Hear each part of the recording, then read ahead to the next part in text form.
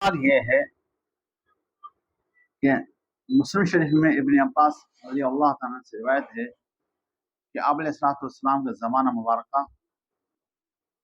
و ابو بکر صدیق رضی اللہ تعالیٰ کے زمانہ مبارکہ و حضرت عمر رضی اللہ تعالیٰ کے ابتدائی زمانہ مبارکہ میں 3 طلاقیں ایک طلاق تصور کیا جاتا تھا، اور احناف کا مسئلہ یہ ہے کہ وہ ایک مجلس میں 3 دیے ہوئے 3 طلاق کو 3 شمار کرتے ہیں۔ اس کی کیا وجہ ہے؟ تو سب سے پہلے آپ یہ بات سمجھیں، یہ حدیث مسلم شریف میں اس طرح ہے کہ ابو صحابہ نے ابن عباس رضی اللہ تعالیٰ عنہ سے پوچھا کیا آپ علیہ السلام کے زمانہ مبارک، حضرت ابو بکر صدیق رضی اللہ تعالیٰ عنہ کے زمانہ مبارک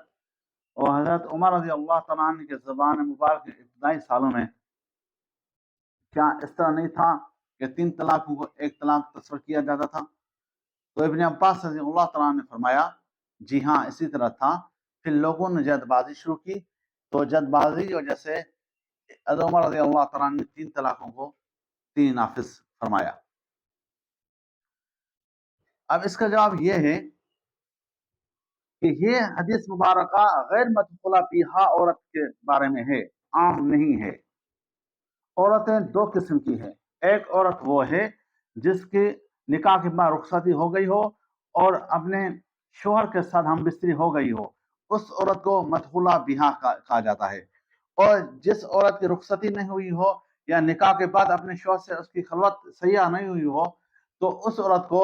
غیر مدخولہ بیہا کہا جاتا ہے۔ اور یہ حدیث مبارکہ جو ہے غیر مدخولہ بیہا کے بارے میں ہے، نہ کہ مدخولہ بیہا کے بارے میں ہے۔ اب یہی روایت ابو داؤد شریف کے اندر بھی ہے۔ تو جب غیر مدخولہ بیہا کو کوئی کہتا تجھے طلاق ہے تجھے طلاق ہے تجھے طلاق ہے، تو وہ پہلے ہی مرتبہ کہنے سے نکاح سے نکل جاتی تھی اور بائنا ہو جاتی تھی، اور اس عورت پہ عدت بھی لازم نہیں ہے۔ جب وہ پہلی مرتبہ طلاق کہنے سے جو ہے بائنا ہو جاتی تھی، شوہر کے طلاق سے نکل جاتی تھی، تو اب وہ طلاق کی مہر رہی نہیں کیونکہ نکاح میں نہیں ہے، تو اس وجہ سے کہا جاتا تھا جو باقی جو 2 مرتبہ اس نے دی ہے تو یہ 3 طلاقوں کو ایک طلاق شمار کیا جاتا تھا، اور یہ حکم غیر مدخولہ بیہا کے بارے میں تھا۔ بعد میں لوگوں نے جد بازی شروع کی اور یہ عرف عام ہو گیا، تو حضرت عمر رضی اللہ تعالیٰ نے جو ہے اب کہا کہ 3 دے گا ہم 3 ہی اس کو شمار کریں گے۔ یہ ابو داؤد شریف کے اندر بھی یہ بات مذکور، یہ روایت اس طرح ہے۔ اس کا دوسرا جواب سمجھیں کہ آپ علیہ السلام کا زمانہ مبارک، حضرت ابو بکر صدیق رضی اللہ تعالیٰ زمان مبارک، جو حضرت عمر رضی اللہ تعالیٰ زمان مبارک تھا، وہ استظہار، تقوی، زہد، پرہیزگاری، خوف خدا کا تھا۔ لوگوں کو اتنا استظہار تھا کہ اگر کسی سے کوئی جرم ہو جاتا تھا تو وہ خود کو پیش کرتا تھا سزا کے لیے، اتنا استظہار تھا۔ بعد میں چونکہ یہ خیر القرون دور ہوتا گیا، آپ علیہ السلام کا زمانہ مبارک بہت ہوتا گیا اور اجمی لوگ مشرف بالاسلام ہونے لگے، گوشہ بالاسلام ہونے لگے، تو پھر لوگوں میں جھوٹ، فریب، دھوکہ بازی بڑھتا گیا۔ تو اس کی وجہ سے حضرت عمر رضی اللہ تعالیٰ نے یہ حکم نافذ کیا۔ یہ واقعہ اس طرح ہے، موطا امام مالک کے اندر موجود ہے کہ عراق کے گورنر نے حضرت عمر رضی اللہ تعالیٰ کو خط لکھا کہ یہاں پر ایک شخص نے اپنی بیوی کو کہا ہے حبلک علی غاربک۔ حضرت عمر رضی اللہ تعالیٰ نے اس کو کہا امرہ ان یوفنی بمکہ فی الموسم، اس کو کہو کہ حج کے موسم میں آ کے مجھ سے ملے، حج کے زمانے میں آ کے مکہ مکرمہ میں مجھ سے ملاقات کرے۔ تو حضرت عمر رضی اللہ تعالیٰ نے مطاف میں طواف کر رہے تھے، وہ شخص آیا، اس نے السلام علیکم ورحمۃ اللہ وبرکاتہ، وعلیکم السلام ورحمۃ اللہ وبرکاتہ۔ حضرت عمر رضی اللہ تعالیٰ نے کہا من انت، تو کون ہے؟ اس نے کہا انا الرجل الذی امرت ان اجلب علیک، میں وہ شخص ہوں جس کو آپ نے حکم کیا کہ میں آ کے آپ سے ملاقات کروں۔ تو حضرت عمر رضی اللہ تعالیٰ نے فرمایا جب تو نے اپنی بیوی کو کہا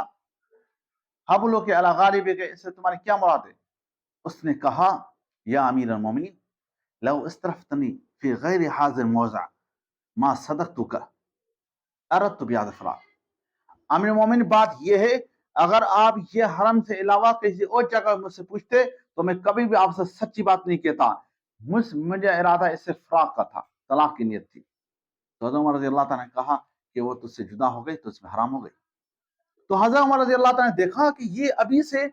جھوٹ اور دھوکہ فریب بازی کی بات ہو رہی ہے، اگر یہ میں کسی اور جگہ مقام سے پوچھتا تو یہ جھوٹ بولتا اور اپنی بیوی کو مطلقہ بیوی حرام بیوی کو اپنے پاس رکھتا۔ تو حضرت عمر رضی اللہ تعالیٰ عنہ کی نظر اس حدیث مبارکہ ہو گئی جو حضرت آپ علیہ السلام نے فرمایا اکرموا اصحابی ثم الذین یلونہم ثم الذین یلونہم ثم یظہر الکذب، او کما قال نبی صلی اللہ علیہ وسلم۔ آپ علیہ السلام نے فرمایا صحابہ کی عزت کرو، اس کے بعد زمانہ، اس کے بعد زمانہ اچھا رہے گا، اس کے بعد جھوٹ ظاہر ہو جائے گا۔ تو حضرت عمر رضی اللہ تعالیٰ نے کہا کہ یہ تو لوگ دنیا داری کے لیے اور اپنی عورتوں کے لیے نفسانی خواہشات کے لیے جھوٹ بولیں گے، تو حضرت عمر نے کہا آج کے بعد جو 3 طلاق دے گا اس کو ہم 3 تصور کریں گے تاکہ یہ زنا کا صد باب ہو جائے۔ کیونکہ ابتدا میں یہ تھا کہ لوگ 1 طلاق دیتے تھے، اس کے 3 طلاق دیتے تھے، تو 1 طلاق میں وہ دیتے تھے، باقی 2 میں وہ تاکیداً کہتے تھے۔ ان سے پوچھا جاتا کہ تو نے نیت کتنی طلاق دی؟ اس نے کہا میں نے 3 مرتبہ کہا ہے، لیکن پہلی مرتبہ میں طلاق کی نیت ہے، باقی 2 مرتبہ وہ تاکیداً میں نے کہا۔ لیکن وہ زمانہ تھا آپ علیہ السلام کا، صدیق اکبر کا۔ بعد میں یہ جو اجمی لوگ آگے مشرف بالاسلام ہوئے تو جھوٹ و کذب ہو گیا، تو لوگوں 3 طلاق دینے میں جلد بازی کرنے لگے، تو اس وجہ سے عمر رضی اللہ تعالیٰ نے کہا کہ اب کسی پہ بھروسہ نہیں کیا جاتا، نہیں کیا جا سکتا، اب جو 3 کہے گا تو ہم اس کو 3 ہی نافذ کریں گے تاکہ یہ زنا کا صد باب ہو جائے۔ اور ابن حمام رحمہ اللہ علیہ فرما لم ينكر احد منهم خالف عمر رضی اللہ تعالیٰ عنہ يكفي بالاجماع۔ کہا جب حضرت عمر رضی اللہ تعالیٰ نے اجماع کہا تو صحابہ اس واقعے کے بعد جو عرابی سے واقعہ پیش آیا، اس کے بعد حضرت عمر رضی اللہ تعالیٰ نے صحابہ کا اجلاس بلایا، اس میں فقہاء صحابہ تھے، حضرت علی رضی اللہ تعالیٰ عنہ، حضرت عثمان رضی اللہ تعالیٰ عنہ، ابن عباس رضی اللہ تعالیٰ عنہ، دوسرے حضرت عبداللہ بن مسعود رضی اللہ تعالیٰ عنہ، معتبر فقہاء صحابہ تھے، ان کے بعد سامنے بات پیش کی، کسی نے انکار نہیں کیا، سب نے اس بات پر اجماع کیا۔ یہ اکیلا حضرت عمر رضی اللہ تعالیٰ کا فیصلہ نہیں ہے، تمام صحابہ اکرام کا فیصلہ ہے۔ کوئی یہ کہتا ہے کہ حضرت عمر نے کیا، حضرت عمر نے، تمام صحابہ اکرام نے مل کر کیا۔ اگر صحابہ اکرام انکار کرتے حضرت عمر رضی اللہ تعالیٰ نے یہ فیصلہ کبھی نہیں کرتے۔ یہ اجماع ہوا، پھر اجماع ثابت نہیں ہوتا اگر صحابہ اکرام اس کو انکار کرتے۔ اور پھر خود ابن عباس رضی اللہ تعالیٰ کی فتویٰ یہ کہ ایک مجلس میں دی ہوئی 3 طلاقوں انہوں نے 3 نافذ کی، اور ان کی یہ فتویٰ بیکی میں بھی ہے، ان کی یہ فتویٰ ابن ابی شیبہ میں بھی ہے، مستدرک الحاکم میں بھی ہے، دار القطنی میں بھی ہے، مصنف عبد الرزاق میں بھی ہے۔ تمام کتابوں کے اندر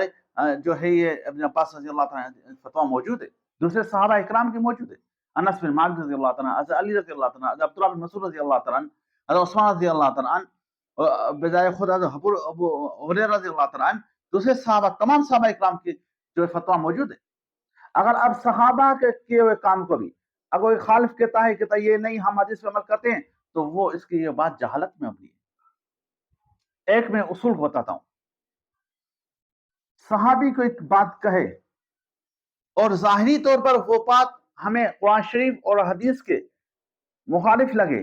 تو ہم صحابی کو غلط نہیں کہیں گے، بلکہ قرآن شریف اور حدیث مبارکہ کی تحویل کریں گے۔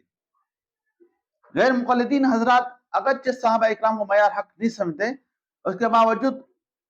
مولانا نذیر حسین دہلوی صاحب نے اپنی فتویٰ کتاب نظریہ میں یہ بات لکھی کہ اگر کسی صحابی کا کوئی کام ہمیں حدیث کے خلاف لگتا ہے تو ہم اس بات کو اس طرح سمجھیں گے کہ صحابی کا عمل کسی حدیث پر ہے اور وہ حدیث ہم تک پہنچی نہیں۔ لہذا اپنی نفسانی خواہشات کے لیے، اپنی بیوی کی محبت کے لیے، دنیا داری کے لیے اپنی آخر تباہ نہ کریں،